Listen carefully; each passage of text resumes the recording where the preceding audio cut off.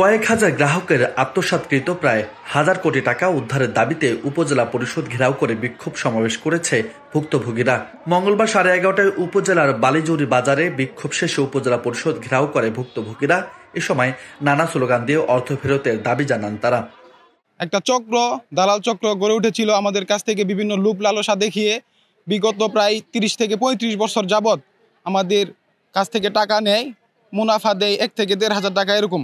আমি না, আমার মতো হাজারো মানুষ এই সমিতিগুলোতে টাকা রাখছে। আজ আমরা কোনো উপায় না পেয়ে হাজারো মানুষ রাস্তায় এসে নেমেছি। আমাদেরকে প্রশাসন কোনো সাহায্য করে নাই। আমরা আমাদের ছেলেমেয়ের পড়ালেখার খরচ যোগাতে পারছি না, আমার বেকার ভাইকে বিদেশ পাঠাতে পারছি না। অনেক গ্রাহক এই টাকার সুখে মৃত্যুবরণ করেছে, স্ট্রোক করেছে, তারা ঘরে পড়ে আছে।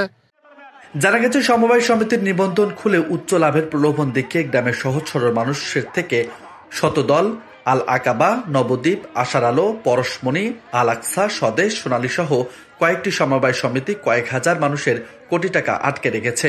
মামলা ও বিষয়টি উপজেলা ও জেলা প্রশাসনকে জানিয়েও প্রতিকার মেলেনি। ফলে দ্রুত আমানতের টাকা উদ্ধার পেতে প্রশাসনের সহায়তা কামনা করেছেন। অন্যথায় কঠোর আন্দোলনে যাবার হুঁশিয়ারি দেন তারা। যারা একেবারে নিম্ন পর্যায়ের, তাদের একেবারে আসলে চলাফেরা খুব কঠিন হয়ে দাঁড়িয়েছে।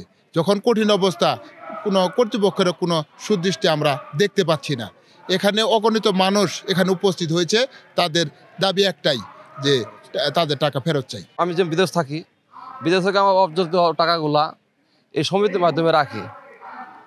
তবে একটু বংশ বেশি দেওয়াতে 10-15 দিন চলছে, 10-15 বছর চলছে। চলার পরে ইদানিং আজ প্রায় 2 বছর হয়ে গেছে গত, এরা আমরা টাকা জন্য গেছিলাম, আমাদের টাকা দেয় না, বলে পরে দিম দেয় না। এরপর এরা সব তালা ছয় মেরে সব চলে গেল।